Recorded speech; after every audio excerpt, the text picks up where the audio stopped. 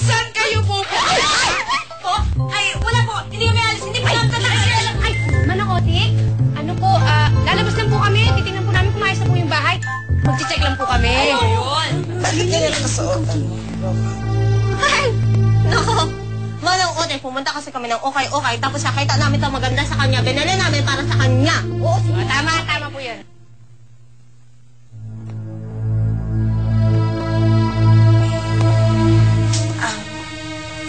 Sinukat ko lang. Maganda. Bibili ako ng ganyan bukas. 10. Ano nga pala ang sabi nyo? Papasok kayo ng bahay at i-check ninyo? Sige na, pumasok na kayo. Pero iwan nyo si Roca. Sasama ka sa amin. Kailangan ko makausap ni Senyora. Tungkol daw saan? Ay, naku, huwag ka nang magtanong. Hindi ka na. Basta sumama ka na. Hindi ka na. Tuksasabay ka. Teka na. Hala, pastelan, Nea. Tingnan mo, check. Kinakabahan ba? Check ba? Ako na. Ayan, mag-uumpisa na. Huwag tayong papalit ng channel. Senyora! Nandito lang po si Roca. Senyora, may kailangan mo ba kayo sa akin? Roca, gusto ko malaman kung totoo yung sinabi ni Micah kanina. Roca! Ito naman, nabitin pa. Roca, buti nandito ka na. Kanina pa kita hinahanap. Kailangan natin mag-usap. Senyorito, hindi niyo ba nakikita? Kausap na siya ni Senyora. Tita, pasensya na ho. Pero mas importante yung pakay ko kay Roca. Roca, halika na. Arthur, saan ka pupunta? Sandali lang.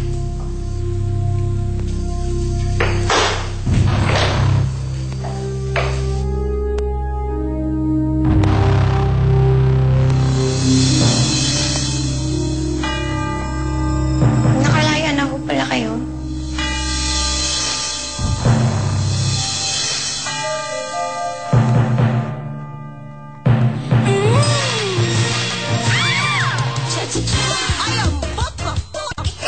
Kilala ka dyan.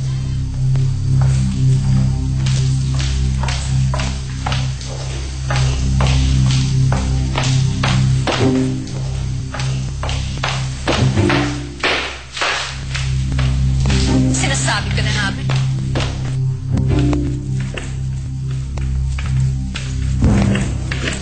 Hindi ako pwedeng magkamali.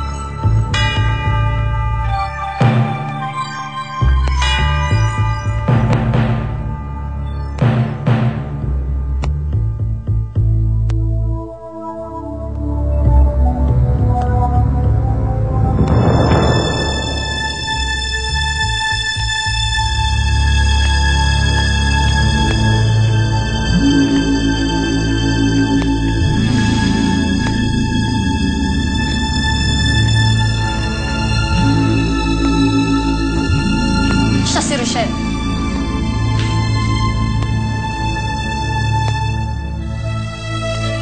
Roca, totoo ba itong nakikita ko? Maganda ka pala. Oo. Tama ang nakikita nyo. At hindi Roca ang tunay niyang pangalan. Kundi, Rochelle. Patay. Destado na si Roca. Lagot ka, Roca. Sulat ba yan ni Senyorito Arthur kay Senyorito Philip? Oo, pare. At bilin sa akin ni Senyorito Arthur, ibibigay ko raw ito kay Senyorito Philip pag nakalis sila ni Roca. Hala. Sabi ko na nga ba eh. Plano ni Sir Arthur na ilabas dito sa asyenda si Roca. Ano ba? Siguro. Ganun na nga ata yun.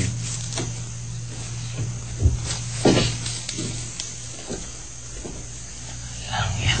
Sabi ko na eh. May gusto rin si Senyorito Arthur kay Rochelle. Pero hindi pwede mangyari yun. Mahal naman ni Senyorito Philip si Rochelle. Bakit kasi hindi nakinig sa akin kanina eh.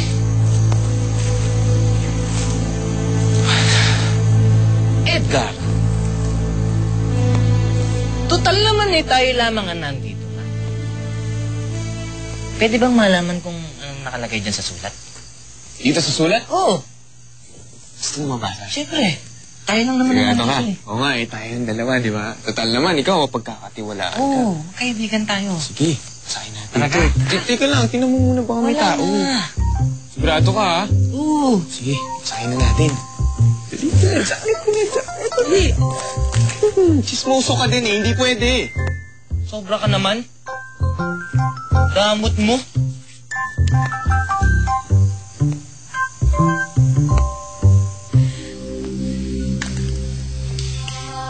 Senyora, Philip, patawarin niyo ako kung niloko kayo. Ginawa ko lang naman to kasi Huwag ka naman palayawan, Rochelle. Naintindihan kita kung bakit mo ginawa to. Ang laki akong tanga. Hindi ko naisip na ikaw at si Roca ay isa lang. Sino ba naman mag-aakala na siya nga si Rochelle? Ang galing. Pati ba naman ako nalo? Kaya pala ang lakas ng kutob ko sa'yo. Kaya pala palagi kong naiisip na nakita na kita dahil ikaw nga pala talaga si Rochelle. Ang babaeng pumatay sa daddy ko. Ano? Siya pumatay kay Robert Abellana? Hindi ako kriminal! Hindi ko mapapatay yung sarili kong ama! Ha? Anak ka ni Robert? Oo, sa labas.